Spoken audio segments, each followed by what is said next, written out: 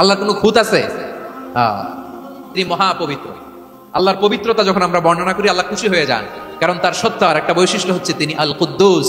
বারোয়াখালীবাসী আল্লাহর নামটা একটু জপেন না, বলেন আল কুদ্দুস, সবাই আওয়াজ করে আল কুদ্দুস। অতি পবিত্র, তার মধ্যে কোনো অপবিত্রতার ছিটে ফোঁটা নাই, মহাপবিত্র, the most pure, the most holy, অতি পবিত্র।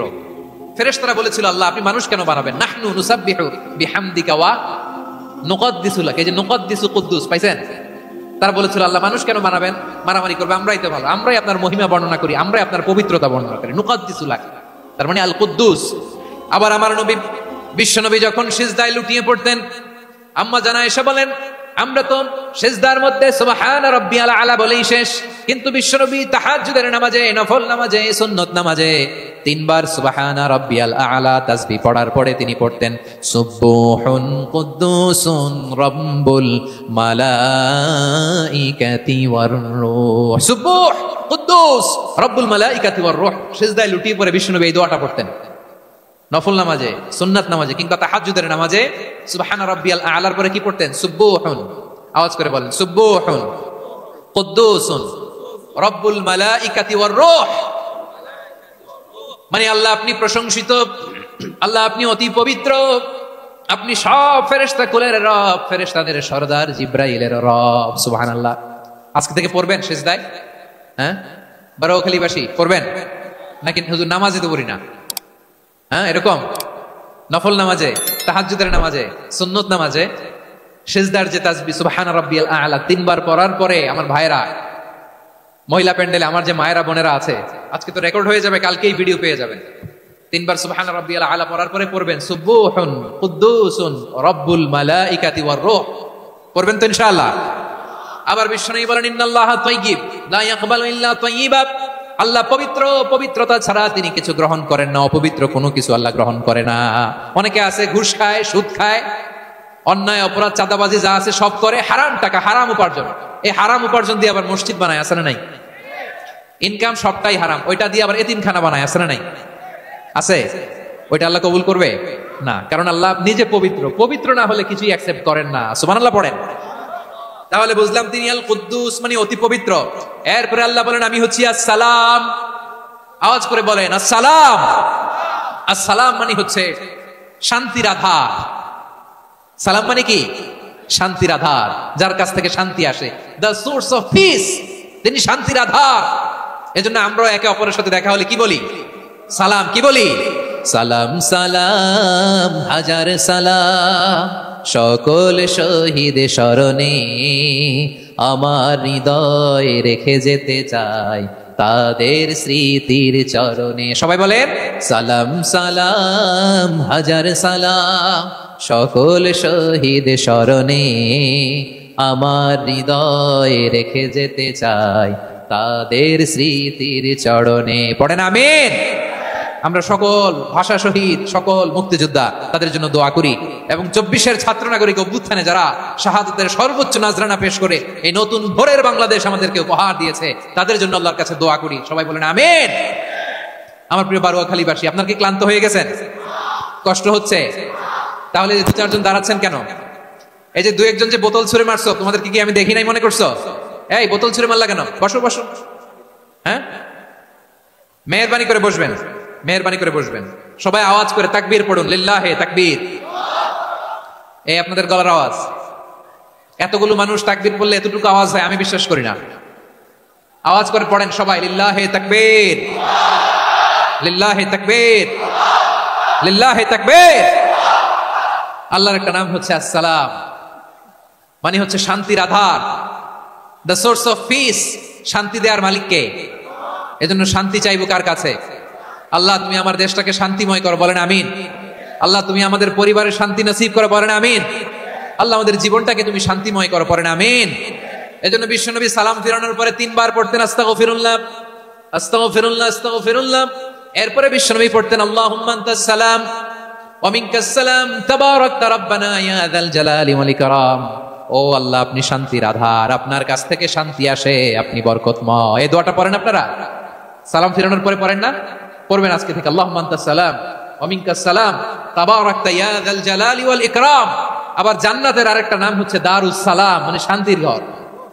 জান্নাতের আরেকটা নাম কি? দারুস সালাম। ওই দারুস সালামে আমরা যেতে চাই কি চাই না? আমরা ওই জান্নাতের অধিবাসী হতে চাই কি চাই না? এই বারোয়াখালীর ঐতিহাসিক তাফসীরুল কোরআনের ময়দানে আমরা যেমনি একত্রিত হলাম, আল্লাহর জান্নাতেও যেন আমরা এভাবে একত্রিত হতে পারি। আল্লাহ তুমি কবুল করো, আওয়াজ করে পড়েন আমিন। সালামের পরে আল্লাহ বললেন আল মুমিন, আমার আরেকটা নাম হচ্ছে আল মুমিন। আল মুমিন মানে হচ্ছে নিরাপত্তা দানকারী। আমাদের নিরাপত্তা দেয় কে? নাকি পুলিশ বাহিনী, নাকি বিজিবি, র্যাব, সেনাবাহিনী, হ্যাঁ, নাকি এই যে ফায়ার সার্ভিস? কারা নিরাপত্তা দেয়? আজকের এই প্রোগ্রামের জন্য আমাদের ফায়ার সার্ভিসের ভাইরা অনেক কাজ করেছেন, আমি শুনেছি। ভাইরা স্পেশালি দোয়া চেয়েছেন এবং তাদের একটা সুনাম আছে বাংলাদেশে। জীবনের ঝুঁকি নিয়ে ফায়ার সার্ভিস বাহিনী তারা বিপন্ন মানবতাকে রক্ষা করে, ঠিক কিনা বলেন? আমি ভাইদের জন্য দোয়া করি, এই ফায়ার সার্ভিস ইউনিটকে, এই ডিপার্টমেন্টকে আল্লাহ তাআলা তুমি কবুল করো। ওনারা আমাদের শৃঙ্খলা, শান্তি শৃঙ্খলা, সিকিউরিটি এনশিওর করেন, কিন্তু আসল নিরাপত্তা দেওয়ার মালিককে। অনেক সময় এরকম হয় না যে অনেক সিকিউরিটি দিয়ে রাখছে, কিন্তু স্নাইপার দিয়ে এমন ভাবে গুলি করছে একেবারে বড় সাহেবের মাথায় যে গুলি লাগছে, আসলে নাই? এখন সবাই মিলে বডিগার্ড ধরে, যাই বেটা বডিগার্ড, এত টাকা দিয়ে বডিগার্ড রাখছি, আমাদের স্যারের মাথায় গুলি লাগলো কিভাবে? তো বডিগার্ড বলে আপনার স্যারের বডি তো আছে, এই যে বডি নিয়ে যান। আমি তো রুহু গার্ড না, রুহু গার্ড হচ্ছে একজন, চিল্লায় বলেন তিনি কে? আমার ভাইরা, দুনিয়াতে টাকা হলে বডিগার্ড মিলে, কিন্তু রুহু গার্ড মিলে? রুহু গার্ড মিলে? যে আমি 10 লক্ষ টাকা দিব, রুহু গার্ড লাগবে, আমার রুহু কেউ চিনে নিতে পারবো না, এরকম পাওয়া যায়? কি পাওয়া যায়? হ্যাঁ, বডিগার্ড পাওয়া যায়, রুহু গার্ড পাওয়া যায় না। ওই রুহের নিরাপত্তা দেয় কে? আল মুমিন, দ্য প্রোভাইডার অফ সিকিউরিটি। তিনি নিরাপত্তা দেয় তার নেককার বান্দাদেরকে, দুনিয়াতে নিরাপত্তা দেয়, আখিরাতেও নিরাপত্তা দেয়, ঠিক কিনা? আবার আল্লাহ বললেন আল্লাযী আত'আমাহুম মিন জু'ইন ওয়া আমানাহুম মিন খাউফ। তিনি এমন সত্তা যিনি ক্ষুধা লাগলে তোমাদেরকে খাদ্যের ব্যবস্থা করে, আবার ভয়ের সময় তিনি তোমাদেরকে নিরাপত্তার ব্যবস্থা করে, ঠিক কিনা বলেন? দিও তৃষ্ণা পেলে ঠান্ডা পানি, ক্ষুধা পেলে লবণ ভাত, আল্লাহ এই গরিবের শোনো শোনো মোনাজাত, আল্লাহ এই গরিবের শোনো শোনো মোনাজাত, আল্লাহ এই গরিবের। দিও তৃষ্ণা পেলে ঠান্ডা পানি, ক্ষুধা পেলে লবণ ভাত, আল্লাহ এই গরিবের। পড়েন আমিন। আমরা যখন বিপদে পড়ি নিরাপত্তা দেয় কে? সাগরের তুফানের ভেতরে পড়ে যখন আল্লাহর কাছে ফরিয়াদ করি আমাদেরকে বাঁচায় কে? বিমানের ভেতরে যখন বিপদে পড়ি, যখন আল্লাহর কাছে সাহায্য চাই, বাঁচায় কে? কঠিন বিপদের মুহূর্তে আমাদেরকে সিকিউরিটি দেয় কে? সে আল্লাহ বললেন আমার আরেকটা নাম হচ্ছে আল মুমিন, আমি নিরাপত্তা দেই। এরপরে আল্লাহ বললেন আমার আরেক নাম হলো আল মুহাইমিন। আরেক নাম কি? আল মুহাইমিন। আল মুহাইমিন মানে হচ্ছে দ্য ওভারসিয়ার, দ্য অবজারভার, পর্যবেক্ষক, যিনি মনিটরিং করেন আমাদের সব অ্যাক্টিভিটি, তিনি মনিটরিং করেন। কোনোভাবে তার চোখকে ফাঁকি দেওয়া যায় না। আল্লাহর চোখ ফাঁকি দেওয়া যায়? আচ্ছা আওয়াজ করে বলেন তো, পুলিশ ভাইদের চোখ, পুলিশের চোখ মাঝে মাঝে ফাঁকি দেওয়া যায় কি যায় না? সেনাবাহিনীর চোখ, র্যাবের চোখ, ইনকাম ট্যাক্স অফিসারের চোখ, দুর্নীতি দমন কমিশনারের চোখ, কিন্তু আল্লাহর চোখ? আল্লাহর চোখকে কোশ্চিন কালেও কখনো ফাঁকি দেয়া যাবে? যেখানেই যান, ঘরের ভেতরে ঢুকে জানলা লাগিয়ে দরজাটা লক করে যদি অন্যায় করেন, পাপ করেন, দুনিয়ার কোন চোখ দেখে নাই, দেখেছে কে? পর্দার আড়ালে যে যদি পাপ করেন, দেখে নাই, দেখেছে কে? গহীন সাগর তলে ঢুকেও যদি অন্যায় করেন, কেউ দেখে না, সেটা দেখেন কে? আপনি কি ভাবছেন আটলান্টিক মহাসাগরের ভিতরে চলে গেলে তারা আল্লাহ দেখবে না? প্রিয় বারোয়াখালীবাসী, আপনার ওশান গেট কোম্পানি নাম শুনছেন? ওশান গেট, তারা এই যে টিটান সাবমার্সিবল একটা সাবমেরিনের মতো বানাইছিল, যেটা টাইটানিক জাহাজের ভগ্নাংশ দেখার জন্য অনেক লোক যে মারা গেছিল না, ওটা সাগরের একেবারে গহীনে চলে যায়। এই টিটান সাবমার্সিবল দিয়ে সাগরের একেবারে গহীনে চলে যাওয়া যায়। তো ওইটার ভিতরে ঢুকে যদি আপনি আটলান্টিকের তলায় চলে যান, তাইলেই তো আল্লাহর ফাঁকি দিতে পারবেন, আর তো আল্লাহ দেখতে পারবে না। পারবে না? সাগরের অতল গহ্বরে চলে গেলেও, পাহাড়ের সুরঙ্গের ভেতরে ঢুকে গেলেও, মহাকাশ স্টেশন পাড়ি দিয়ে মঙ্গলে পাড়ি জমালেও আমার আল্লাহর চোখ কঠিন কালেও ফাঁকি দেয়া যাবে? এজন্য সে আল্লাহ বললেন লা তুদরিকুহুল আবসার ওয়া হুয়া ইউদরিকুল আবসার ওয়া হুয়াল লাতীফুল খাবীর। আমার আল্লাহ দৃষ্টির আয়ত্তে নন, কিন্তু দুনিয়ার সব দৃষ্টি আমার আল্লাহর আয়ত্তে, ঠিক কি না? সূক্ষ্মদর্শী, সূক্ষ্ম থেকে সূক্ষ্ম পাপ কাজ যেভাবে যেমনটি করেন সব দেখেন, মুখে না বললে অন্তরেও চিন্তা করলো, অন্তরে চিন্তার উদ্রেক ঘটেছে, ওটা তো কেউ জানে না, কিন্তু জানেন কে? এভাবে যিনি সূক্ষ্মভাবে মনিটর করেন, ওভারসি করেন, অবজারভেশন করেন, তার নাম হচ্ছে আল মুহাইমিন, পর্যবেক্ষক। আসুন আমাদের রবকে চিনি। বারুয়াখালীর ভাইরা চিনতেছেন? কার সামনে কপাল ঘষে সেজদা দেন তারে চিনে নেন। কার সামনে ফরিয়াদের দুই হাত উঠে কাঁদেন, দুই হাত তুলে রোনাজারি করেন, তাকে জেনে নেন। তিনি হচ্ছেন আল মুহাইমিন, অবজারভার, পর্যবেক্ষক। কেউ যেটা দেখে না সেটা দেখেন কে? এরপরে আল্লাহ বললেন আমার আরেকটা নাম হলো আল আজিজ। আল আজিজ মানে মহাপরাক্রমশালী, মহাশক্তিধর। আল আজিজ, দ্য অলমাইটি, দ্য অলমাইটি, মহাশক্তিধর, মহাপরাক্রমশালী, যার মোকাবেলায় কেউ টিকতে পারে না, যার সিদ্ধান্তের সামনে কেউ বাধা হয়ে দাঁড়াতে পারে না, যার ক্ষমতার সামনে পৃথিবীর সব ক্ষমতা নস্যি, তুচ্ছ, নগণ্য, অসহায়, তার নাম হচ্ছে আল আজিজ। সুবহানাল্লাহ পড়বেন না? আল আজিজ, মহাপরাক্রমশালী, ক্ষমতাধর, শক্তিধর, দ্য অলমাইটি, যার ক্ষমতার মোকাবেলায় কেউ দাঁড়াতে পারে না, যার সিদ্ধান্তের সামনে কেউ বাধা হয়ে টিকতে পারে না, যার শক্তির সামনে সবাই অসহায়, দুর্বল। সুবহানাল্লাহ, তিনি হচ্ছেন আল আজিজ। আল্লাহ বলেন আল্লাযী খালাকাল মাউতা ওয়াল হায়াতা লিয়াবলুয়াকুম আইয়ুকুম আহসানু আমালা ওয়া হুয়াল আজিজুল গফুর। তিনি এমন সত্তা যিনি জীবন তৈরি করেছেন, মরণ তৈরি করেছেন, যাতে করে পরীক্ষা নিতে পারেন তোমরা কে কর্মে সেরা।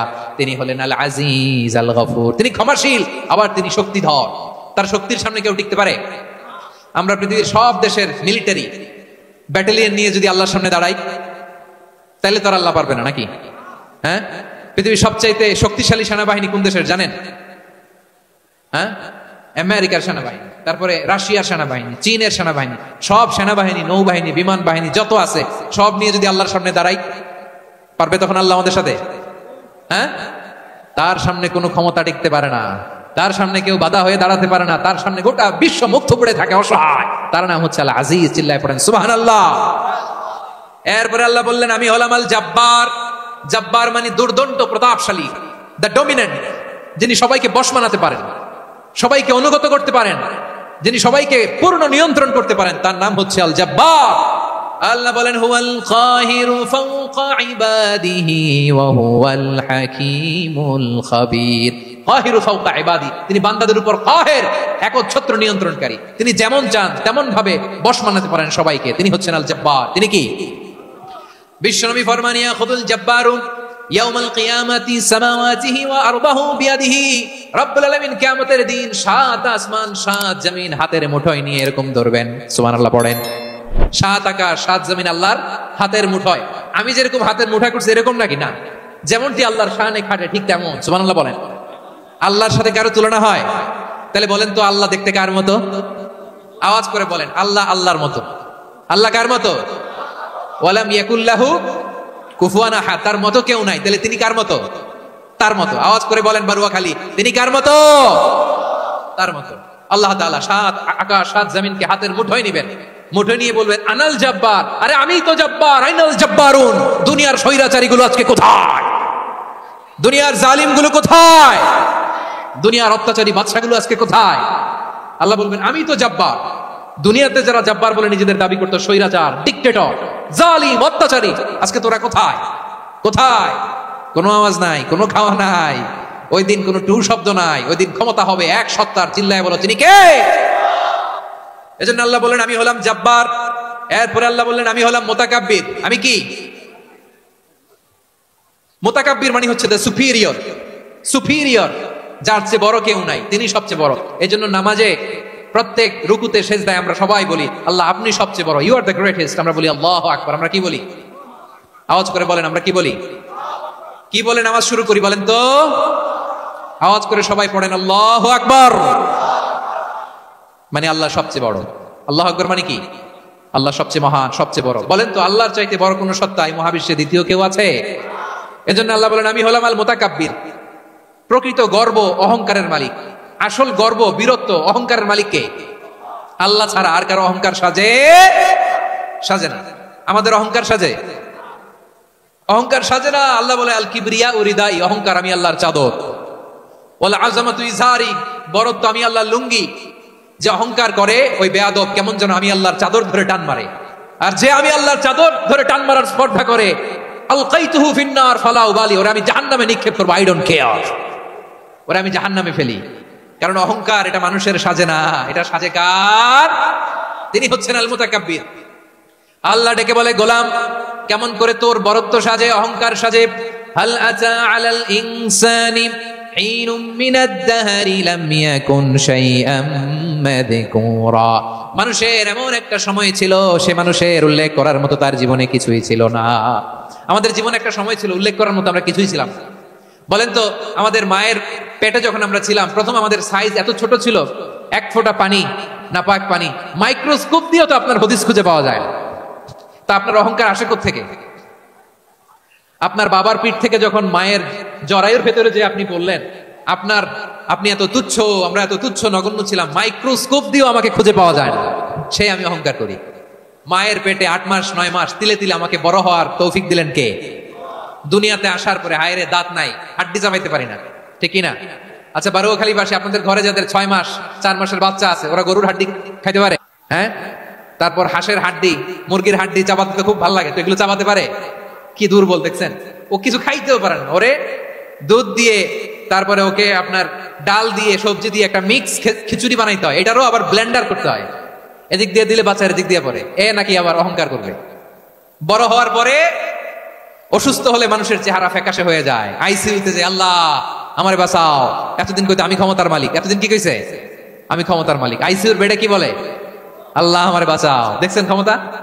এই তো মানুষের ক্ষমতা, এই তো ক্ষমতা। আর বয়স যখন 70-80, লাঠি ছাড়া তার জীবন চলে না, পিঠটা আগে ছিল এরকম, এখন বাঁকা হয়ে গেছে। এ করে অহংকার, এ করে বরত্বের গর্ব আর বড়াই। আল্লাহ বলে মানুষের জন্য অহংকার সাজে না, বরত্ব মানুষের মানায় না, দাম্ভিকতা মানুষের মানায় না, অহংকার গর্ব বড়ত্ব এগুলো একজনের জন্য। আওয়াজ করে বলেন তিনি কে? আল মুতাকাব্বির, দ্য সুপিরিয়র, সবচেয়ে বড় বড়ত্ব এবং গর্বের অধিকারী। এরপর আল্লাহ বললেন সুবহানাল্লাহি আম্মা ইউশরিকুন, তোমরা আল্লাহর সাথে যে সমস্ত জিনিসের শরীক করো, আল্লাহ তাআলা এগুলো থেকে অনেক পবিত্র। এরপর আল্লাহ বললেন হুয়াল্লাহুল খালিকুল বারিউল মুসাউবিরু লাহুল আসমাউল হুসনা। হুয়াল্লাহুল খালিক, তিনি হলেন স্রষ্টা। আল বারি, বারি মানেও স্রষ্টা। আল মুসাউবির, মুসাউবির মানেও স্রষ্টা। তিনটাই আল্লাহর সৃষ্টি সংক্রান্ত, কিন্তু তিনটা তিন রকম। আল খালিক মানে স্বাভাবিক স্রষ্টা, সৃষ্টির প্ল্যান করে যিনি, আদেশ করেন যিনি। আল বারি মানে কোন নমুনা ছাড়া যিনি কিছু নির্মাণ করতে পারেন, ওই স্রষ্টা। সুবহানাল্লাহ বলেন। আর 3 নম্বরে আল মুসাউবির, যিনি ফ্যাশনার, ডিজাইনার, দ্য শেপার, যিনি আকৃতি দান করেন মানুষের, তিনি হচ্ছেন আল মুসাউবির। 1 নম্বরে আল্লাহ হলেন খালিক, আমাদের স্রষ্টা। আওয়াজ করে বলুন তো আমার ভাইয়েরা, আমাদেরকে সৃষ্টি করেছেন কে? এই সৃষ্টি করার জন্য আল্লাহর কি অনেক কষ্ট হয়েছে নাকি? অনেক সময় দেয়া লেগেছে নাকি? আমার আল্লাহর ঘাম ঝরেছে নাকি? আল্লাহ বলে, না রে গোলাম, তোদের মতো আমার সময় লাগে না, কষ্ট হয় না, আমি কোন বলতে দেরি হয়, ফায়াকুন হতে দেরি হয় না। সুবহানাল্লাহ। ইন্নামা আমরুহু ইযা আরাদা শাইআন আন ইয়াকুলা লাহু কুন ফায়াকুন। আল্লাহর যখন কিছু করার ইচ্ছা জাগে, ইচ্ছা করেন, তিনি বলেন হও, মুহূর্তেই হয়ে যায়। হও, বি ইট ওয়াজ, বি ইট ওয়াজ। হও, হও বলতে দেরি, হতে দেরি হয়। আওয়াজ করে বলেন, হও বলতে দেরি, কিন্তু হতে দেরি হয়। হও হয়ে যায়, কোনো দেরি নাই। তার মানে আল্লাহর হও বলা লাগে না, হও বলা লাগে না। এটা আমাদেরকে বোঝানোর জন্য আল্লাহ বলেছেন যে আমি কোন বললে হয়ে যায়, তাই বলে কোন বলার মুখাপেক্ষী আমি নই। সুবহানাল্লাহ পড়বেন না? কেমন রবের গোলাম আমরা। আল্লাহ খালিক শব্দের কথা কোরআনের অনেক আয়াতে বলেছেন, ইন্নী খালিকুম বাশারাম মিন তিন, আমি মানুষকে কাদা দিয়ে মাটি দিয়ে তৈরি করেছি, আমি হলাম খালিক, স্রষ্টা। আল খালিক, দ্য ক্রিয়েটর, যিনি সৃষ্টি করেন, সৃষ্টির আদেশ দেন। এরপরে আল্লাহ বলেন আমি হলাম আল বারি। আমরা বলি না বারি তাআলা, বারে তাআলা বলি না আমরা, এটা আল্লাহর একটা নাম। আল বারি মানে যিনি পূর্বের কোনো নমুনা ছাড়া নতুন করে উদ্ভাবন করতে পারেন। সুবহানাল্লাহ বলেন। আচ্ছা, দুনিয়াতে আমরা কিছু বানাতে হলে পূর্বের নমুনা দেখার দরকার আছে না নাই? কোন একটা কিছু ডিজাইন করতে গেলে মানুষ কি করে? আগের ডিজাইনটা দেখে, আগের একটা ডেমো দেখে, ঠিক কিনা বলেন? তো আল্লাহ তো আগের একটা নমুনা দেখে আমাদেরকে বানাইছে, তাই না? আমাদেরকে বানানোর আগে আল্লাহর কাছে কোনো নমুনা ছিল না, অস্তিত্বহীন থেকে তিনি আমাদেরকে অস্তিত্ব এনেছেন। নমুনা ছাড়া যিনি কিছু তৈরি করতে পারেন তাকে আরবিতে বলে আল বারি, দ্য ইনভেন্টর, উদ্ভাবক। কিছুই ছিল না, ওইটা থেকে যিনি তৈরি করেন তিনি বারি। ফাতুবু ইলা বারিইকুম, তোমাদের ওই রবের কাছে ফিরে যাও। তাহলে সৃষ্টি সংক্রান্ত আল্লাহর এক নম্বর নাম আল খালিক, আওয়াজ করে বলেন আল খালিক। দুই নম্বরে আল বারি, আওয়াজ করে বলেন আল বারি। তিন নম্বরে আল্লাহ বললেন আমি হলাম আল মুসাওয়ির, আমি আকৃতি দানকারী, the fashioner, the designer, the shaper. Allah তাআলা আমাদের আকৃতি দান করেন। আমাদের দেহাবয়বের আকৃতি দান করেছেন কে? আমাদের কেউ সাদা, কেউ শ্যামলা, কেউ ফর্সা, কেউ লম্বা, কেউ খাটো, কেউ বেটে, কেউ মোটা, আছে না নাই? আমাদের কেউ নারী, আমাদের কেউ পুরুষ, আবার আমাদের কেউ হিজড়া। এটা বানালেন কে? আওয়াজ করে বলুন তো, এই ডিসিশন মেকিংটা করেছেন কে? এর নাম হচ্ছে আল মুসাওয়ির, the designer, the fashioner, the shaper. তিনি শেপ দেন।